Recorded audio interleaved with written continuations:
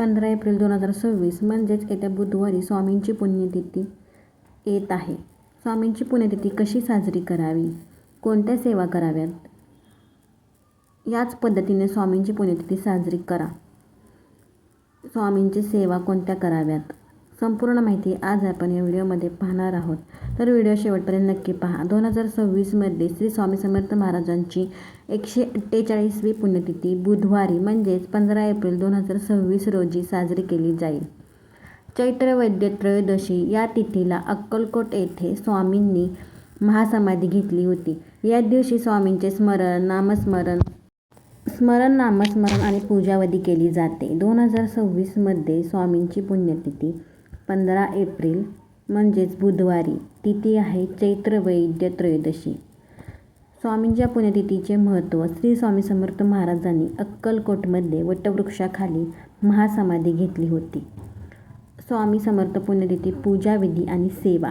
पुण्यतिथी विशेष. पहिल्यांदा सकाळची पूजा. सकाळी लवकर उठून स्नान करावे. स्वामींच्या मूर्तीला किंवा प्रतिमेला अभिषेक करा. दूध पाणीचा केला तरी चालेल. शृंगार. स्वामींना केशरी चंदनाचा लेप लावून पिवळ्या फुलांचा हार अर्पण करायचा आहे. प्रसादामध्ये स्वामींचा आवडीचा नैवेद्य खीर किंवा गोड पदार्थ अर्पण करावा. नामस्मरण व वाचन. श्री स्वामी समर्थ या मंत्राचा जप किंवा 108 वेळा करावा किंवा स्वामीचरित्र सारामृत किंवा गुरुचरित्राचे वाचन करावे. सेवा. या दिवशी अन्नदान करणे खूप पवित्र मानले जाते. गरजू लोकांना मदत करावी. आता सायंकाळची सेवा. सायंकाळी स्वामी मंदिरात जाऊन किंवा घरीच आरती करायची आहे. शक्य असेल तर स्वामींच्या मठात जाऊन आरती करावी किंवा तिथे जाऊन सेवा करावी. या दिवशी स्वामींची सेवा केल्याने विशेष असे पुण्य मिळते. श्री स्वामी समर्थ महाराजांची पुण्यतिथी म्हणजेच याला महासमाधी दिन असेही म्हणले जाते. दरवर्षी चैत्र वैद्य त्रयोदशी या तिथीला स्वामींची पुण्यतिथी साजरी केली जाते. या दिवशी स्वामी भक्तांनी उपवास करावा, जप करावा, नामस्मरण करावे, मनोभावे स्वामींची पूजा करावी, पोथीचे वाचन आणि अन्नदान यांसारखी सेवा करून कृतज्ञता व्यक्त करावी.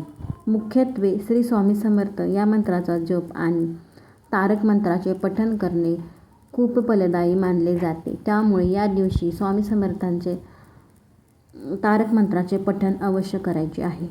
स्वामी समर्थ पुण्यतिथी. सविस्तर सेवा आणि पूजाविधी. पुण्यतिथी कधी? साधारणपणे एप्रिल किंवा मे महिन्यात चैत्र वैद्य त्रयोदशीला येते. सकाळची पूजा. पहाटे लवकर उठून स्नान करून स्वामींची मनोभावे पूजा करावी. स्वामींना अभिषेक करावा, फुले अर्पण करावी, स्वामींच्या आवडीचा नैवेद्य अर्पण करावा.